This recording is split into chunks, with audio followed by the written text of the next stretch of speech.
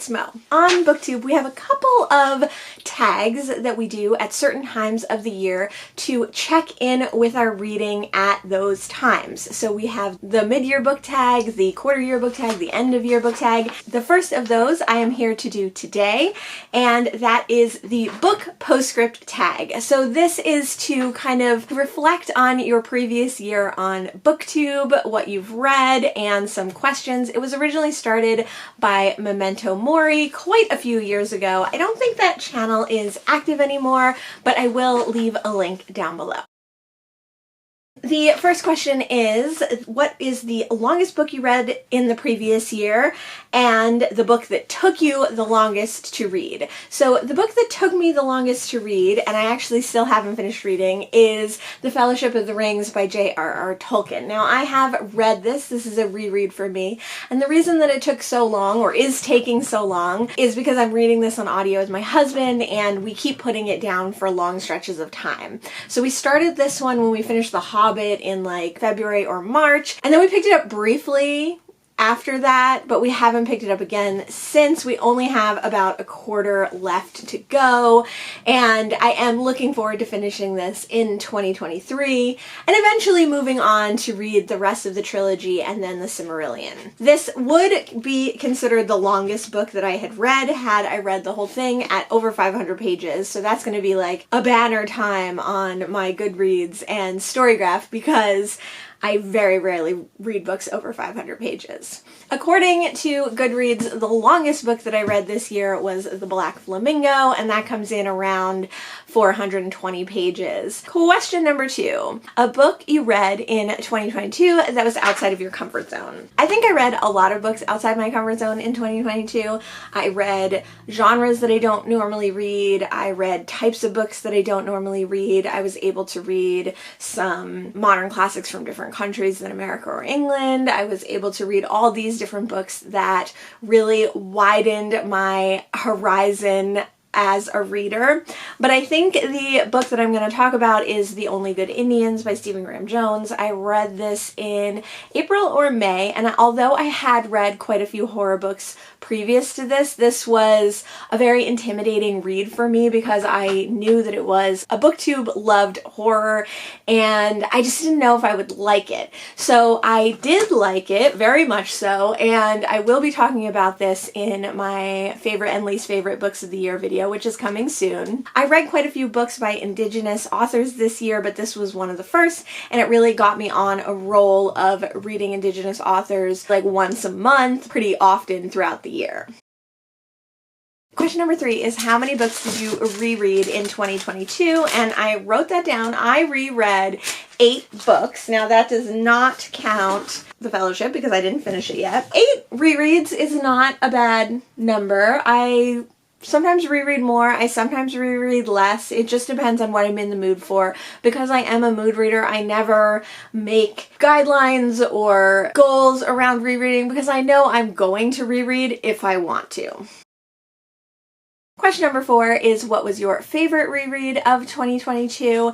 And I'm torn between Franny the Queen of Provincetown by John Preston. I first read this in 2021 and I loved it, and then I reread it last year and I loved it, and I plan on rereading it again this year at some point. But I also reread the second and the third in the Tales of the City series by Amistad Maupin. I've been slowly working my way through these, and those were really fun rereads too. I had previously read book number 2, and book number 3 was like, I remembered little parts of it, so I must have read it at some point, but like I really don't remember it that well, so it felt like a new read to me. But I think those were also a favorite reread. Question number 5 is a book that I first read in 2022 and I look forward to rereading in the future, and there are so many. Definitely I would like to reread The Only Good Indians. I would like to reread The Chrysalids by John Wyndham. I would like to reread all the Mary Roberts Reinhardt's books that I read this year. There's a ton. I read so many good books in 2022 and so many of them are ones that I want to revisit. Question number 6 is a single short story or novella that you read in 2022. I did read a couple of short story collections in 2022, and I did like some of the stories in them. I particularly liked some from Sleep No More by P.D. James. I read a few by Edith Wharton that I didn't finish that book yet. Oh, you know what? I think my favorite single short story that I read this year was The Night Cyclist by Stephen Graham Jones. I have definitely discovered Stephen Graham Jones this year, and I really liked that short story, which is a take on a vampire story. What are you doing? He's just being a menace over there. You're being a menace. Come here. And also a story about the service industry, so I would say that that was my favorite single short story. Because I read so many novellas, novellas are my bread and butter. I love novellas. I don't think I would classify them in a category where I picked one favorite novella because I think of them more as general reading. But I don't feel that way about short stories. Question number 7, mass appeal. What is a book that you would recommend to a large cross-section of people? I definitely think the Tales from the City books I would recommend to a large cross-section of people. They are queer, they are campy, they are fun, they are drama, they are love stories, they are friendships, they are found family. They have so many things in them that many people would enjoy that I highly recommend them. And although they were set in and written in the late 60s and early 70s, they still hold up today and are a great, fun series to read.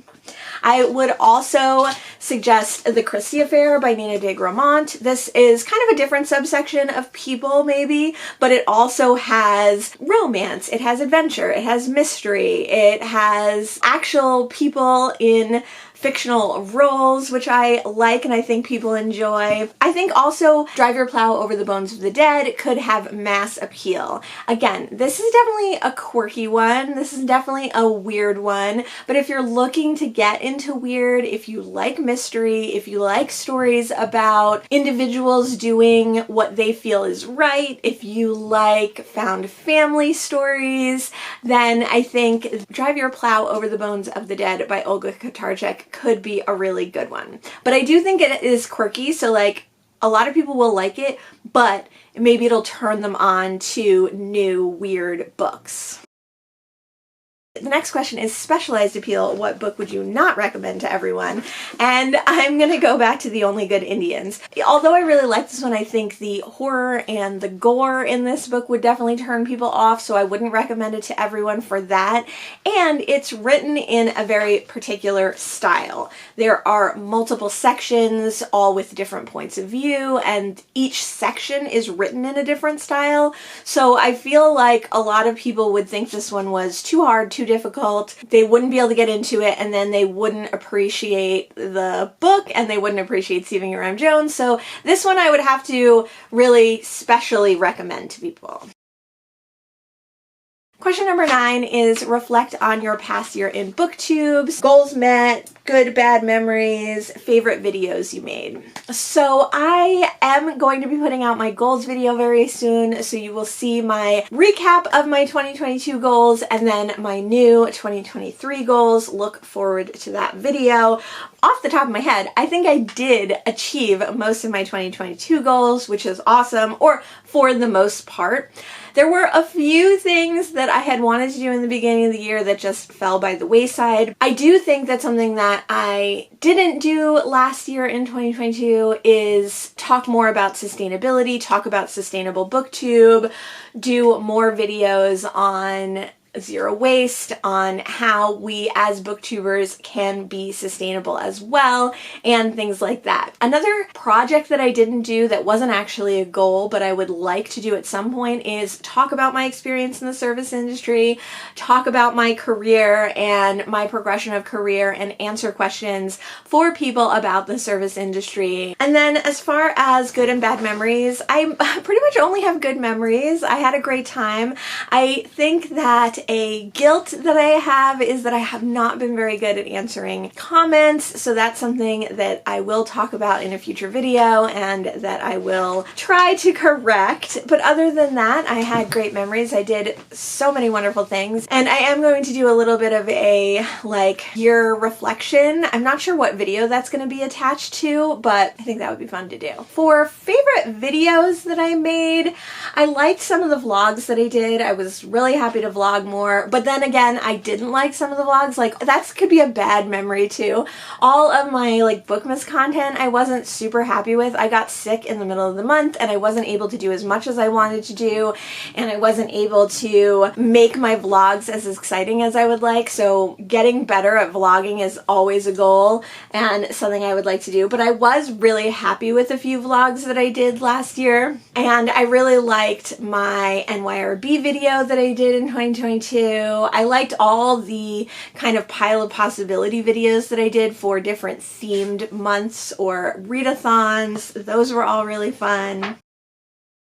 Finally, it says to tag some people. I don't know if you really tag people in the postscript tag, so I'll just tag anyone who wants to do it, anyone watching my channel, all of my booktube friends, of course. Please do this because I would love to hear you reflect on your year of 2022 in reading and in booktube. But this is, again, one of those check-in tags that, although it can be traced back to someone, and although it is a super fun tag to do and you should definitely do it, it's not one that you necessarily need to tag people in because this is our first check-in of the year. Next we have the quarter year book tag, then the mid-year book tag, then the end of year book tag, which actually is more of a 3 months to the end of year book tag. Feel free to do any and all of those this year and consider yourself tagged through this video. Let me know if you have any questions about my answers. Let me know what your favorite reread was, and I'll see you in the next one.